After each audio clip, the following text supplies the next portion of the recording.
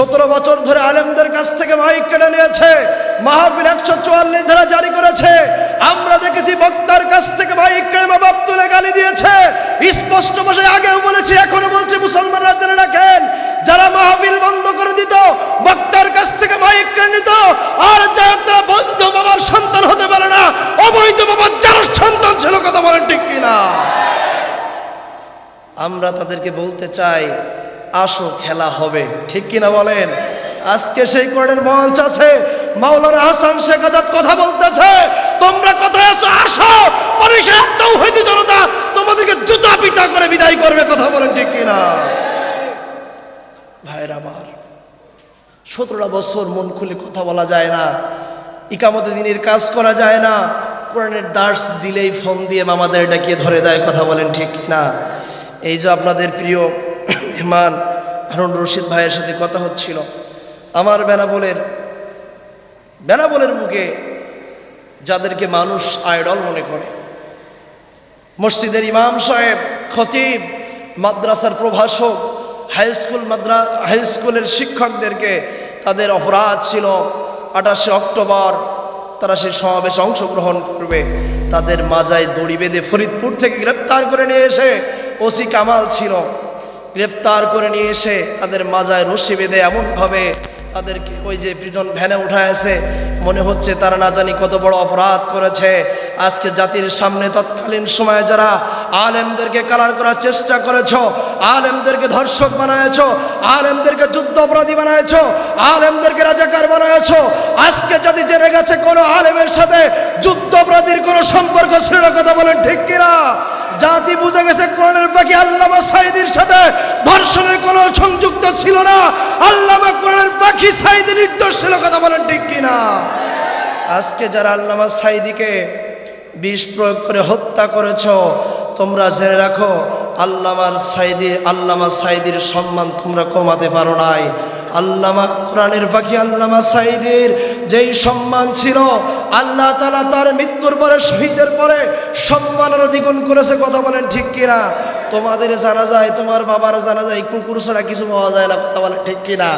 আর আল্লামা সাঈদীর জানা যায়, জানে মানুষ জেলে গেলে মামলা হবে, জানা যায় গেলে জেল হবে, ইমামের চাকরি থাকবে না, কাল থেকে আমার ঘরের গোয়ালে ধান থাকবে না, তারপরে মামলার ভয় করে নাই, জীবনের ভয় করে নাই, চাকরির ভয় করে নাই, জানা যায় শরীক হয়েছে, কাঁদতে কাঁদতে লাশের উপরে পড়েছে, এমন ভালোবাসা কার জন্য হতে পারে, কথা বলেন ঠিক কিনা? আসুন ভাইরা আমার, সেই মাহফিল, তাফসির মাহফিলে উঠলে হৃদয়ে রক্তক্ষরণ হয়। একটা কথা মানুষের কথা মনে পড়ে যায়, বাংলার মানুষ কোরআন বুঝতো না, কোরআনের তাফসির কি বুঝতো না। যেই মানুষটা 50 বছর ধরে খেয়ে না খেয়ে দূর দূরান্ত দেশ বিদেশ ছুটে ছুটে কোরআনের তাফসির মানুষকে বোঝালো, আর জাতি সেই মানুষটাকেই বুঝতো না, কথা বলেন ঠিক কিনা? সেই মানুষটার জীবনের শেষ একটা ইচ্ছা ছিল, জীবনে আর একটিবার হলেও আর তিনি কোরআনের মাহফিলে কথা বলতে চেয়েছিলেন। তার জীবনের স্বপ্ন জালিমরা, স্বৈরাচাররা পূরণ হতে দেয়নি, কথা বলেন ঠিক কিনা?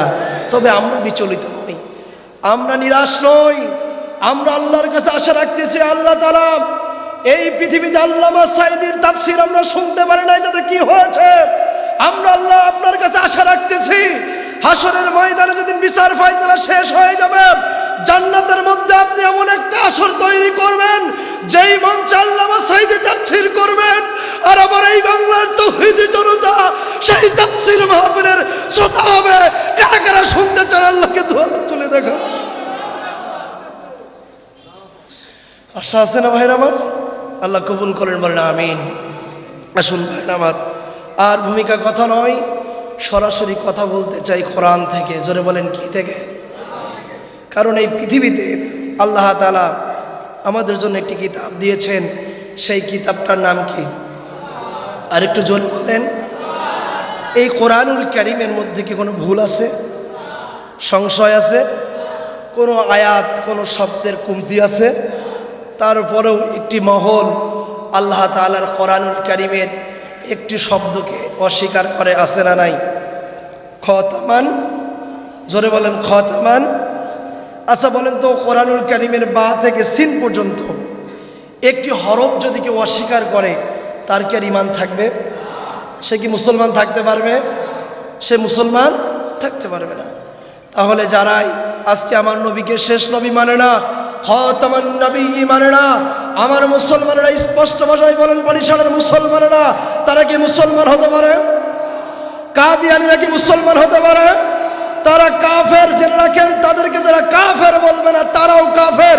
স্বৈরাচাররা তাদেরকে সাপোর্ট করেছিল 16টা-17টা বছর। কাদিয়ানীদেরকে যারা সাপোর্ট করেছে, রাষ্ট্রীয়ভাবে যাদেরকে কাফের ঘোষণা দেয় নাই, আজকে মুসলমান মাহফিল থেকে বলে যারা তাদেরকে কাফের ঘোষণা দিবে না তারাও কাফের, তারাও কাফের, তারাও কাফের। ঠিক কিনা?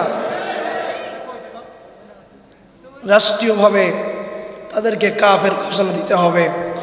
মাননীয় প্রধান উপদেষ্টার কাছে আমাদের আজকে মিডিয়ার মাধ্যমে SMB ইসলামিক টিভিতে আজকের ওয়াজ রেকর্ড হচ্ছে, লাইভ হচ্ছে, আজকের অনলাইন মিডিয়ার মাধ্যমে আমরা জানাতে চাই অনতিবিলম্বে এই কাদিয়ানীদেরকে রাষ্ট্রীয়ভাবে কাফের ঘোষণা করতে হবে এবং এই বাংলার জমিনে তাদের নাগরিকত্ব বাতিল করে দাদাবাবুদের দেশে পাঠাতে হবে। কথা বলেন ঠিক কিনা? কারণ যে আল্লাহ তাআলা নিজের শানে যে শব্দ ব্যবহার করেছেন আলহামদুলিল্লাহি রাব্বিল আলামিন, রাসূলের শানেও সেই একই শব্দ ব্যবহার করেছেন ওয়া আরসালনাকা ইল্লা রাহমাতাল লিল আলামিন। আমার আল্লাহ বলেছেন, আমি আল্লাহ যতটুক জগতের রব, বিশ্বজাহানের রব, আমার নবী হলো ততটুক বিশ্বজাহানের রহমত। সুবহানাল্লাহ। কাজেই সেই নবীকে যারা শেষ নবী মানবে না তাদেরকে কাফের বলা ছাড়া আমাদের আর কোনো উপায় থাকতে পারে? কথা বলেন, থাকতে পারে? তারা কাফের এবং তাদেরকে নাগরিকত্ব বাতিল করে অনবরত বিলম্বে তারা তওবা করে ফিরে আসে, ভালো কথা। তা না হলে তাদেরকে এই দেশ থেকে বের করে দিতে হবে। ঠিক কিনা? সূরা হামিম সিজদাহ থেকে আমি একটি মাত্র আয়াত তেলাওয়াত করেছি। আল্লাহ সুবহানাহু ওয়া তাআলা এই আয়াতে কারিমার আলোকে যেন কিছু সময় আল্লাহ তাআলা আমাকে কথা বলার তৌফিক দান করুন, বলেন আমিন। হয় আমার অসুস্থ শরীর, গলাটাও খুব বসা। আমার কথা কি ক্লিয়ার বুঝতে পারছেন? বেশি সময় আমি নিব না। যুবক ভাইরাও বলেছে বেশি রাত অবধি মাহফিল করবে না। যতটুকু সময়ে মূল কথাটা, মেসেজটা আপনাদের কাছে দেওয়া যায় সেটাই চেষ্টা করব। যারা আসতেছেন একটু অনুরোধ করব একবারেই সামনের জায়গাগুলো একটু পূরণ করে বসেন, যেন আমার আলোচনার মাঝে আর বারবার না বলতে হয় একটু এগিয়ে আসেন, এগিয়ে আসেন, এগিয়ে আসেন, এই কথাটা যেন না বলতে হয়। ভাইরা আমার, আসুন আল্লাহ রাব্বুল আলামিন কোরআনুল কারীমের এই 41 নম্বর সূরা হামিম সাজদার 30 নম্বর আয়াতে আল্লাহ তাআলা বলছেন, ইন্নাল্লাযীনা ক্বালু রাব্বুনাল্লাহ, নিশ্চয় যারা বলে আল্লাহ আমাদের রব। আল্লাহ আমাদের রবকে, আর জোরে বলেন রবকে। যদি কেউ আল্লাহকে রব না বলে সে কি ইমানদার না বেঈমান? আরো জোরে বলেন। ভাইরা আমার, একজন ইমানদার দাবি করলে তাকে 3টা কাজের সমন্বয় স্বীকৃতি দিতে হয়। কয়টা কাজ? একটা হলো ইকরার বিল লিসান, মুখে কালিমা স্বীকার করা। মুখে কি স্বীকার করা? কালিমা। 2 নম্বরে তাসদিক বিল জিনান, অন্তরে বিশ্বাস রাখা। 4 নম্বরে আমল বিল আরকান। এই 3 নম্বরে আমল বিল আরকান, বাস্তব জীবনে আমল করা, বাস্তব জীবনে আমল করা। তাহলে ভাইরা আমার, প্রথমে ইমানদার হতে হলে আপনাকে মুখের স্বীকৃতি দিতে হবে। কিসে? আরো জোরে বলেন। এখন বলুন তো, মুখের স্বীকার করেছেন, আপনি কি পরিপূর্ণ ইমানদার? জোরে বলেন। অন্তরে বিশ্বাস নাই, ইমানদার হতে পারেন নাই। 2 নম্বরে আসেন, আপনি মুখে স্বীকার করেছেন আল্লাহ আমার রব। 2 নম্বরে অন্তরে বিশ্বাস রেখেছেন। এখন কি আপনি পরিপূর্ণ ইমানদার হতে পেরেছেন? পারেন নাই। কারণ কি? অন্তরে বিশ্বাস আবু জেহেলেরও ছিল। কথা বলেন ঠিক কিনা? আবু জেহেল মুখে আল্লাহ স্বীকার করেছে। আবু জেহেল আপনার আমার মতন সাধারণ কোনো মৌলবী ছিল না। আবু জেহেল আপনার আমার মতন সাধারণ কোনো ঘরের সভাপতি ছিল না। ইতিহাস পড়লে জানতে পারবেন আবু জেহেল স্বয়ং আল্লাহর ঘর বাইতুল্লাহর সভাপতি ছিল। জোরে বলেন কিসের? বাইতুল্লাহর সভাপতি আবু জেহেল ছিল। আবু জেহেলের জ্ঞান কম ছিল না। আবু জেহেলকে বলা হতো আবুল হেকাম। কি বলা হতো? আবুল হেকাম, জ্ঞানীর পিতা। কিসের পিতা? জ্ঞানীদের পিতা। সেই আবুল হেকামকে পরবর্তী নাম দেয়া হলো আবু জাহেল। মানে মূর্খর পিতা। কার পিতা? কিসের কারণে জোরে বলেন তো? কোরআন না মানার কারণে, আমল না করার কারণে। ভাইয়েরা আমার, আপনারা প্রশ্ন করতে পারেন আবু জেহেল কেমনে মুখ দিয়ে স্বীকার করেছে, অন্তরে কেমনে বিশ্বাস করেছে? একটি হাদিস থেকে আমি আপনাদের সামনে দলিল দিব। আল্লাহ রাসূল যখন হক এবং বাতিলের প্রথম যুদ্ধের জন্য বদর নামক প্রান্তে গেলেন, আবু জেহেল যুদ্ধে যাওয়ার আগে, ভাইরা আমার হাঁটাহাঁটি করেন নাকি? আবু জেহেল যুদ্ধে যাওয়ার আগে কাবার গিলাফ ধরে বলছে, ওগো কাবার মালিক, তুমি একজন আছো আমি জানি, আমি মুহাম্মাদের বিরুদ্ধে বদর নামক প্রান্তরে যুদ্ধে যাচ্ছি। যদি মুহাম্মদ হক হয়, মুহাম্মদকে বিজয় দান করো, আমি যদি হক হই, আমাকে বিজয় দান করো। কে দোয়া করতেছে? আরো জোরে বলেন। মুহাম্মদ যদি হক হয়, মুহাম্মদকে বিজয় দান করে দিও, আর আমি যদি হক হই, আমাকে বিজয় দান করে দিও। আচ্ছা বলুন তো, কাবার মালিক যে আল্লাহ একজন আছেন, আবু জেহেল যদি বিশ্বাস না থাকতো এই দোয়া কি করতো?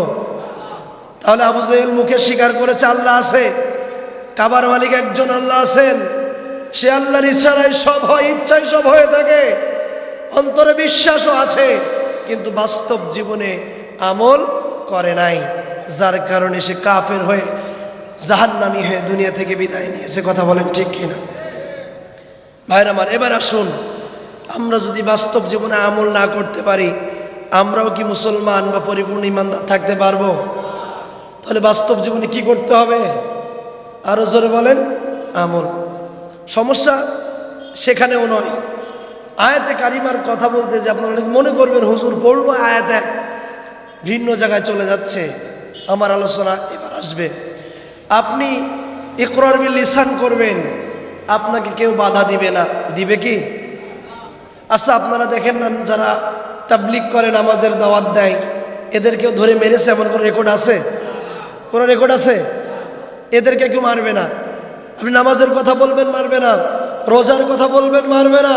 হজের দাওয়াত দিবেন, কেউ আপনাকে মারবে না। যখনই আপনি বলবেন চলো ভাই স্বৈরাচারের বিরুদ্ধে যাই, আল্লাহর জমিনে আল্লাহর দিন কায়েমের আন্দোলনে যাই, যদি বাতিলের বিপক্ষে দাঁড়ায় জিহাদের ময়দানে যেতে হয়, চলো সেই আন্দোলন গড়ে তুলি, তখন দেখবেন কিছু মানুষ আপনাদেরকে বলবে ওদের খেয়ে দিয়ে কাজ নাই। কথা বলেন না কেন? কি বলবে? খেয়ে দিয়ে কাজ নাই, বেশি বোঝো, ঠ্যাঙের গুল ঘুরিয়ে দেবে। আছে না নাই? কথা বলে আছে না নাই? ভাইরা আমার, শুনেছেন না? তাহলে বোঝা গেল এদের ব্যবহার আর আবু জেহেলের ব্যবহার খুব একটা বেশি পার্থক্য ছিল না। ভাইরা আমার, আপনি আমি মুখে যখন স্বীকার করব, কেউ আপনাকে আমাকে বাধা দিবে না, কেউ মারতে আসবে না। অন্তরেও যখন বিশ্বাস করব, কেউ আপনাকে ঘর থেকে তাড়িয়ে দিবে না, কেউ আপনাকে বাধা দিবে না, মারতে আসবে না। যখন আপনি বাস্তব জীবনে এই কোরআনের আমলকে বাস্তব জীবনে রাষ্ট্রে কায়েম করতে যাবেন, তখন বাতিল শক্তি আপনার উপরে বাধা দিবে কি দিবে না? শুধু বাধা দিবে তাই, নির্যাতন শুরু করবে। কি করবে? আল্লাহ জানে না? কথা বলে না কেন? আল্লাহ জানে না? আল্লাহ ভালোই জানে। যদি মানুষ এই তাওহীদের পথ গ্রহণ করে, ইকামতের দিনের আন্দোলনে চলে যায়, কোরআনের রাজ কায়েম করতে যায়, তৎকালীন সময়ে যারা স্বৈর শাসক থাকবে, কোরআনের বিরুদ্ধে যারা থাকবে, ইসলামের বিরুদ্ধে যারা থাকবে, আল্লাহর দ্বীনের বিপক্ষে যারা থাকবে, তারাও যুগে যুগে খুবাইব খাব্বাবের মতো, বেলালের মতো তাদেরকেও নির্যাতন করবে, করাত দিয়ে চিরে ফেলবে, লোহার চিরুনি দিয়ে গা থেকে গোশত ছিঁড়ে ফেলবে। কথা বলেন ঠিক কিনা?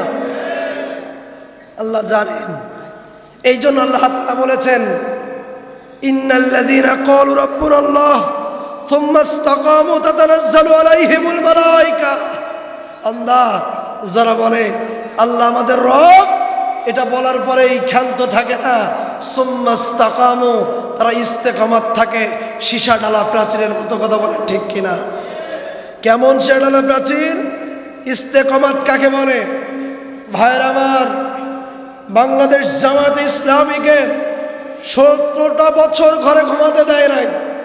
কথা বলেন না কেন? ঘরে ঘরে মামলা দিয়েছে, হামলা দিয়েছে, হালের গরু কেড়ে নিয়ে চাঁদাবাজি করেছে, ঘরের মেয়েকে ঘরে নিয়ে ধর্ষণ করেছে, হত্যা করেছে। এমনকি আমার বাংলার জমিনে বড় বড় নেতাদেরকে ফাঁসির মঞ্চে তুলেছে। কোরআনের বাকি আল্লামাকে বিষ প্রয়োগ করে হত্যা করেছে। কথা বলেন ঠিক কিনা?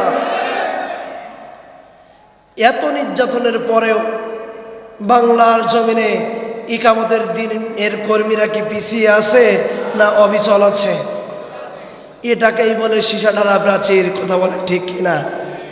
আল্লামা সাঈদী বলেছিল, তোমরা যে ফাঁসির রশি দিয়ে আমাদেরকে ভয় দেখাও, ওই ফাঁসি আমার জুতার ফিতার চাইতে হালকা মনে হয়। জোরে বলেন আল্লাহু আকবার। কি ইমানের চেতনা! নেতাদেরকে বলতেছে তো আপনারা প্রাণ ভিক্ষা চান, নেতারা বলতেছে মৃত্যুর ফয়সালা আসমানে হয়, জমিনে নয়। কথা বলেন ঠিক কিনা? কি ইমান তাদের! তারা কি বাইয়াত গ্রহণ করেছে?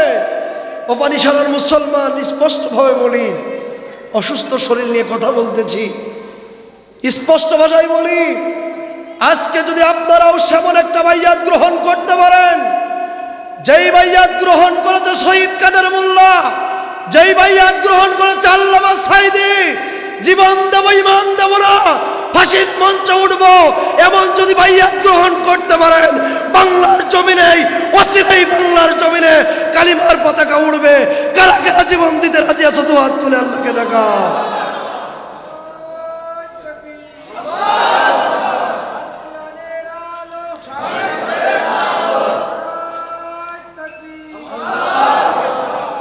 ভাইরা আমার,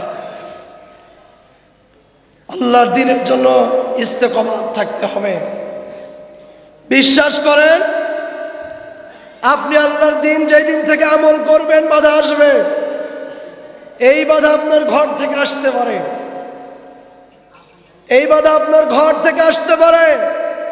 তাগার ইব্রাহিম আলাইহিস সালামের দিকে, ইব্রাহিম আলাইহিস সালাম যখন তাওহীদের দাওয়াত দিয়েছিল, নমরুদের আদালতে সর্বপ্রথম ইব্রাহিমের বিরুদ্ধে মামলা কে করেছিল?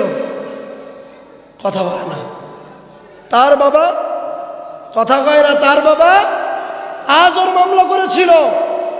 ভাইয়ের আমার, মামলা ওই প্রতিবেশী পাশের রাষ্ট্র থেকে কেউ করতে আসে নাই। ইব্রাহিম যখন তাওহীদের দাওয়াত দিয়েছিল, তার পিতা আজর নমরুদের আদালতে মামলা করেছিল। তাহলে এখান থেকে বোঝা যায়, পিতা হইলেও ইসলাম মানলে পিতা আপনার বিপক্ষে যাবে। তাগান ইউসুফ আলাইহিস সালামের দিকে, ইউসুফ আলাইহিস সালামের ভাইরা যখন জানতে পারলো আগামী দিনে তাওহীদের ঝান্ডা বাই হবে ইউসুফ, তার ভাইরা বাধা দিয়েছিল, দেয় নাই, তাকে হত্যা করার ষড়যন্ত্র করেছিল। ভাইরা আমার, তাগান নূহ আলাইহিস সালামের দিকে, স্বামী যখন তাওহীদের দিকে চলে গেল, স্ত্রী তাওহীদের বিপক্ষে। কথা বলেন না কেন? স্ত্রী তাওহীদের। তাকান আপনার আমার নবী জনাব মুহাম্মদুর রাসূলুল্লাহর দিকে। আমার নবী যখন তাওহীদের দাওয়াত দিতে শুরু করলেন, আমার নবীর গায়ে সর্বপ্রথম যে পাথর মেরেছিল সে আর কেউ ছিল না, রাসূলের চাচা আবু লাহাব। তাব্বাল্লাকা ইয়া মুহাম্মদ। কাজে এখান থেকে বোঝা যায়